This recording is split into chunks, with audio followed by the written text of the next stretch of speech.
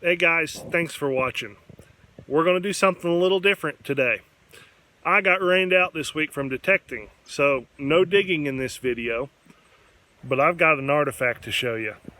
An artifact that was discovered 180 years ago, right in the middle of Cherokee County, North Carolina. Now, the Europeans were not the first people to settle these mountains. The Native Americans were here long before we were, and in particular the Cherokee. But Cherokee oral history states that when the Cherokee first arrived in these southern Appalachians, they found another race of people already living here. A very strange and mysterious race. They were very, very small people with white skin, large, pale blue eyes, and they spoke with a Welsh dialect. They were known as the Moon-Eyed people. Now, this artifact that you're going to see and the story that you're going to hear is told by a man who is one of my favorite people. His name is Billy Ray Palmer, and he is a local historian and a wonderful storyteller.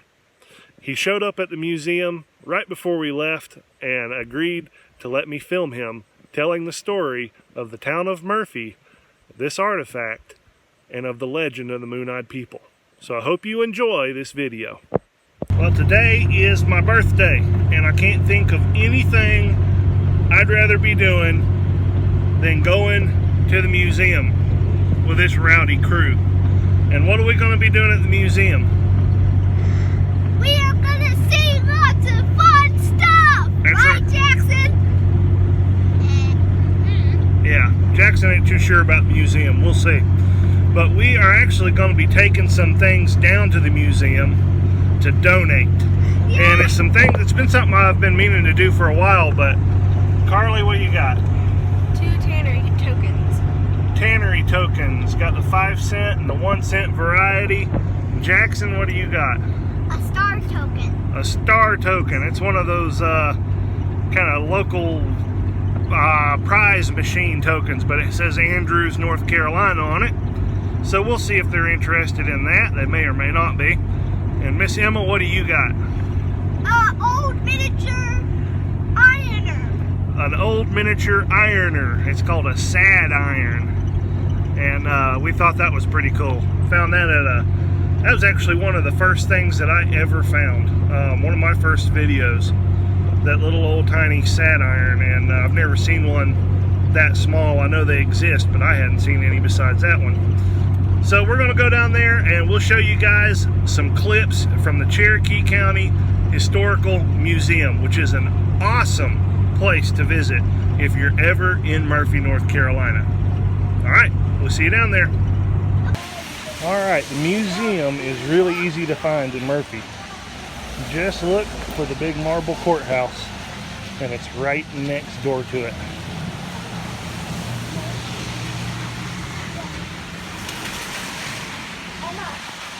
There it is. It's got a cool little thing in the front yard too, we'll show you. Alright, right in the front is this awesome rock. I'll let you read the information on that. It's newest single. I've mentioned this before, but the courthouse is made out of marble. Missing the cupola up on top, we're getting that repaired. Yeah. But it's made out of marble because we got sick and tired of people blowing it up and burning it down. It's the only one like it. Alright, so here is the museum, and it's got a great selection of old guns, just everything old and Appalachian, like it's been days in here.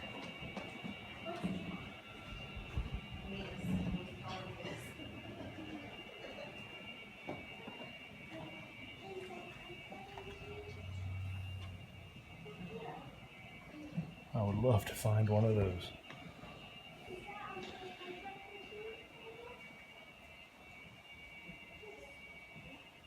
Look at the old bottles. Wow. I would love to find one of those. It's the local drugstore. Didn't even know that they made bottles.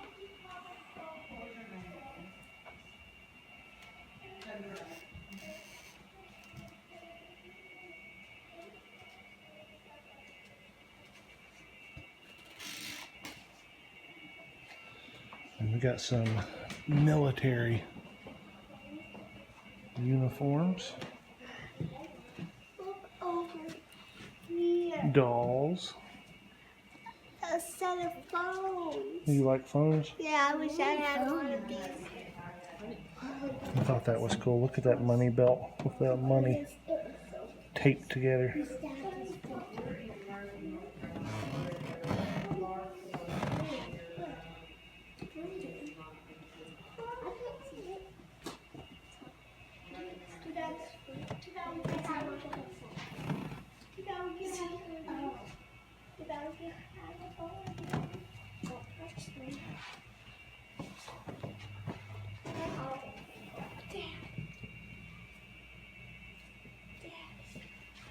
What? What kind of a phone is this? Huh? What kind of phone is this?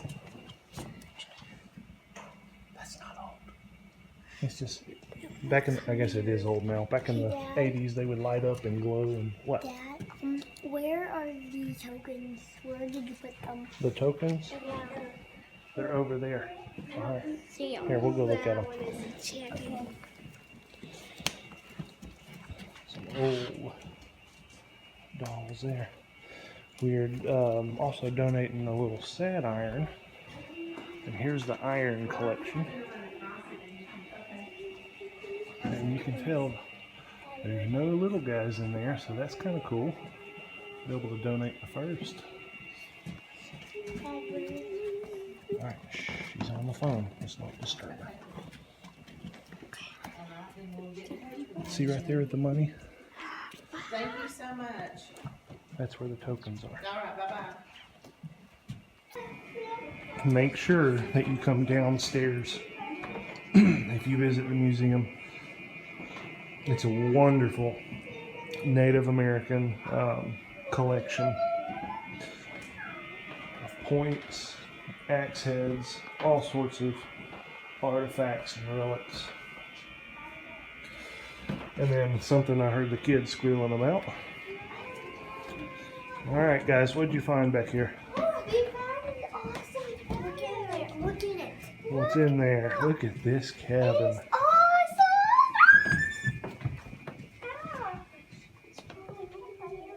Wow. Hand hewn.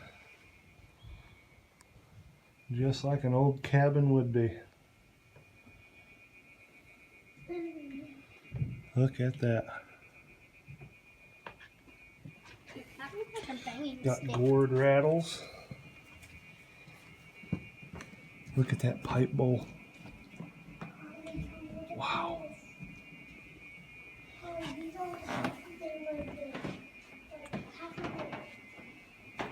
I'm sorry, I know I'm moving fast for you guys, but you just have to come visit. Too much to take in. Yeah. Look at the points. This is awesome. What? This is awesome. Isn't that right, everyone? I think it's awesome. Oh, and you're not going to believe this. What? This is the best museum ever. I agree. Right? Am I right? There's baskets made out of bark. Looks like poplar bark. And then the woven Cherokee baskets, cane baskets. Yeah. Okay, I got one other thing to show you, and this is one of the coolest artifacts in the whole museum. What? Can you go inside the cabin here? No, you can't go inside. It's blocked off. Why? Y'all come over here and I'll show you all this. Wow. All right, this has actually been featured on television. Don't they just tell the story, right? Yep. Okay, Now, Murphy, the community of Murphy used to be known as Huntington, after the first merchant and that was in here. He had a trading post down by the river on the west bank of the Hiwassee, and he traded with the Indians, and then he traded with the soldiers, and so the community was named Huntington. After the Indian removal in 1838, a senator introduced a bill in Raleigh by the name of Archibald Murphy. His name was M-U-R-P-H-E-Y, and so they named Murphy as the county seat after him. However, the E got lost in the recording between Raleigh and here, so that's why we're M-U-R-P-H-Y. Now, Murphy was sold off in 6-acre lots. The Haushaw family bought the 6-acre lot up here on top of the hill and established the chapel and the cemetery. A fellow by the name of Felix Axley, whose ancestors still live on the property down there, bought 3 6-acre lots at the confines of the rivers. In 1841, he was digging up the ground to plant it, and he unearthed these effigies. He put them on a sled, drug them back up to his weld house, which was built from the logs of Fort Butler, and they leaned up against that. Now, the question is, what are they? Okay, now these was pecked out or formed by the Cherokees, and they was out of soapstone and tile. So they used to be whiter than this before the iron ore and the soil discolored them a little bit. The Cherokees said that when they moved into these southern Appalachian mountains, they were already a race of people here. And they were short, white, flat-faced, and blue-eyed.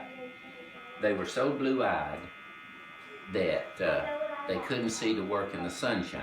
So they'd come out of an evening and night to do their work. And so the Cherokees called them the moon-eyed people. Now, we know that there's an Indian village down there because there was a small mound where they had the council house, supposedly where these were kept, to show the subsequent generations, you know, the people that they displaced by the Cherokees. Now, we know that the Moonite people lived down there, or pretty sure they did, because in their oral tradition, they said that they lived at where they were afraid to cross the creek, which we think would have been Valley River because it was smaller than Hiwassee. And the reason that they were afraid to cross the creek was because of the big red leech. And that universally accepted Cherokee myth and legend is about the big red leech hole down there. You know, that's in all their oral traditions. Now, the question is, where did they come from?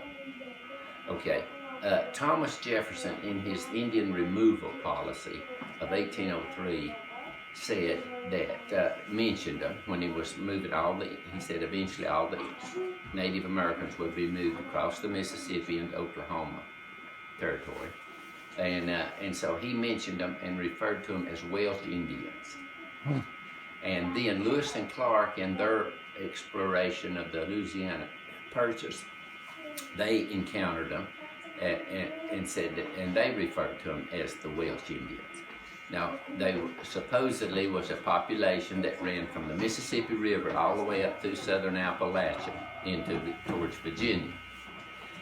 And then, later on, history indicates, this is a lot of speculation here, but before Columbus came to America, there was 14 ships from Wales set out to explore and establish a colony. And they were lost, they never found it. And so a lot of scholars speculate that possibly they made it to the New World and established a colony. And of course, because of the mutation and inbreeding and stuff, they would have, you know, might have got a little shorter and bluer-eyed and stuff, whatever. But also, they have been stone structures found from Illinois all the way down into the south here that was Welsh constructed. And, you know, similar to the architect techniques in Wales. and stuff. Now, and so that's possibility where they came from. Now, one thing too, that this is my theory, that if you notice the effigy, this one is bigger than this one.